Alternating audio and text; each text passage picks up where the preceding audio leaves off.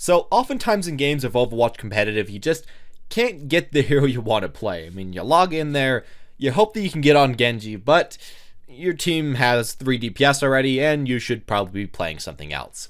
Well, today I want to talk about 3 heroes that you can pick while filling and still actually do pretty well as and rank up with. Overall, some heroes that I think can do a lot without way too much time invested into them, and overall, again, can apply a lot of value to your team. With all that said though, guys, let's get started. So I wanted to talk about at least one character from every role, and the first role is going to be DPS, and it's going to be Junkrat.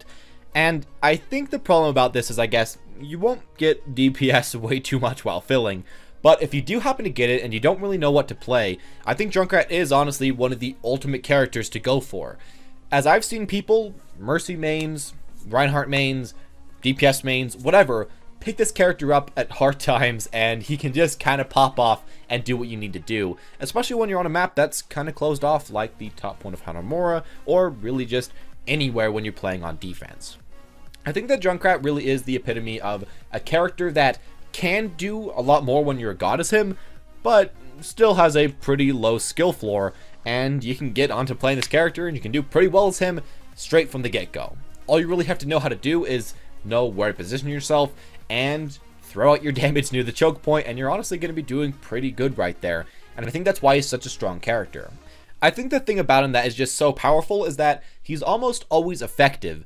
And even if you aren't maybe getting the most elims, you're at least putting out consistent damage on the enemy team, applying a lot of pressure, and making zones where the enemies just can't go to. They're just unsafe there. And you don't really have to rely on your team as much as some other DPS, like maybe a Reaper would, or maybe a Soldier would in some cases. As Junkrat, you can play pretty safe, pretty far back, and still do just what you'd have to do with any other character. And as far as filling goes, well, again, yes, you might not always get Junkrat. I've seen a lot of games where people are losing the game really hard, they swap onto Junkrat, and then from there, the game's actually pretty tied up, and you can actually maybe do pretty well. And while I wouldn't recommend to do that every single game, obviously, it is an option that you can go for if you really just aren't having that great of a time. Junkrat has that power in his kit. He has the ability to win you a game just by playing him. And while some other DPS can do that if you put enough time with them, Widowmaker can, Tracer can, Genji can, Junkrat can do a lot without the time needed. And that's probably why you want to pick him right here if you are filling. On to the second pick, I decided to go for IRISA, and there are a lot of different tanks that I think you can fill as if you need to. I think that Winston is a okay character to fill as if you kind of know where to position and kind of know how to dive in. Not way too hard mechanically, but kind of hard positionally.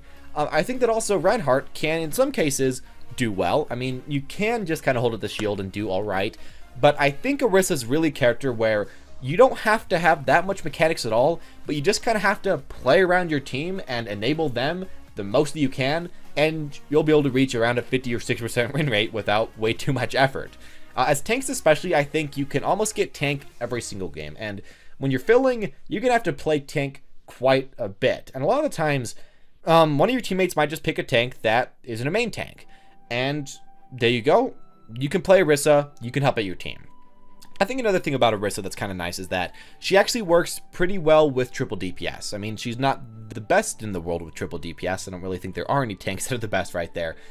But you can just put up the shield, stay near the point, or stay on the cart, and have your teammates play around you, play behind you. You can use the cart as cover.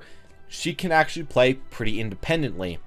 And I think that's kind of an important thing to do while you are filling, because if you're a tank that's really more dependent on your team like Zarya, and you're trying to fill and you're trying to play, yeah, it's not always going to work that well. But when you're playing IRISA, you set up your shop, you hope your teammates are going to play around you, and you just try to make them live as long as humanly possible. Now, another thing about IRISA is that, mechanically, again, she doesn't require way too much. I mean, even when you compare IRISA to Zarya, I think Zarya has a lot more pressure on her to hit a lot of her shots, to charge a lot of that ult. But as IRISA, I mean, you kind of put down that shield, you make sure you don't die, you try to pull people off your backline, and then you just go for any damage you can. And the damage that you get is just kind of excess bonus damage. It's like a bonus meme. You can just take that and roll with it. And I think a lot of people kind of underestimate, I guess, how much damage she can do. But even if you aren't doing that much damage, and even if you aren't hitting way too many shots, you're always a useful part of your team. And playing a character that you're not really way too comfortable with, sometimes you won't hit every single shot, and sometimes you will be put in a situation where you normally wouldn't do that great. But as IRISA, you can kind of get through that. You can kind of just keep going and play as that anchor that doesn't have to do, I guess, way too much. Now, with that in mind, of course, again, if you become a very good IRISA player, there's a lot you can do. She can do, again, a lot more damage than people kind of give her credit for. She can get super quick ultimates, which can help your teammates win team fights insanely fast. She can position way better than the enemy team and just win straight off of that. But if you need to pick up a hero that can just win while filling, I think IRISA probably is the best tank for that. At least in most maps. Now, some maps, maybe she isn't, because certain dive maps, it can be kind of hard to get near the point with her. And sometimes if you are playing with triple DPS with a large amount of dive, it can kind of be hard for IRISA to keep up with the rest of her teammates. But I think in most other situations, she will be a good hero to pick up and play, and probably one of my favorite ones to go for. And finally, I decided to put Mercy here, and she's just kind of the character that is memed as the one that you fill on when the rest of your team doesn't really know what they're doing, or when the rest of your team doesn't really want to do anything. And for myself personally, I think that she is good to be there, because she honestly has won me a lot of games while filling, and whenever I really need to fill, I pretty much almost always fill to Mercy. And I think I have around like a 55 to 56% win rate as her. I'm doing pretty well as her. And I think she's not the most boring character to play either. She can do a decent amount, and while yes, she doesn't really require much physical and mechanical skill, using the Guardian Angel, keeping everyone topped off, knowing when to go for res, knowing when to do all that, can be kind of a fun little mini game type thing to do when you are filling as a character that you aren't way too comfortable as. Now, other than that, as Mercy, I think she does just supply kind of everything your team needs. She can supply an engage tool with her ultimate, and a lot of teams do kind of need that. A lot of teams don't know when to go in, they don't know where to go in, but as Mercy, you can do that. You can have all your team know, hey, I'm being healed, I should go in, and you can make shot calls as this character. And I guess that's the second thing that I think is very important. Mercy is a character where you don't have to focus way too much on the enemies, and where instead you can focus on the team fight, and where you can focus on what's going on. You can make a lot of shot calls, and when you are filling, a lot of the times you can't mechanically do better than the enemies. They're going to be better than you because they have more time on their character. But if you know the game better, and if you know positioning better, and if you know when to go in better and timing better, well, your shot calls could win you that game. And as Mercy, she often gets in very good positions, very good height, to see what's going on and to make those good shot calls. And while she can't really, I guess, engage the calls as well as like a Lucio could, she still can make them. And in a lot of cases, that's kind of all you really need to do while filling, again, to do half decently. Now, as well, the thing I like about her is that she can play as a solo healer, and I'm going to say playing as a solo heals is probably almost always the worst idea, because, I mean, you should always play two healers no matter what. I mean, even if you have 4 DPS, I'd rather have 2 healers than like a healer and a tank.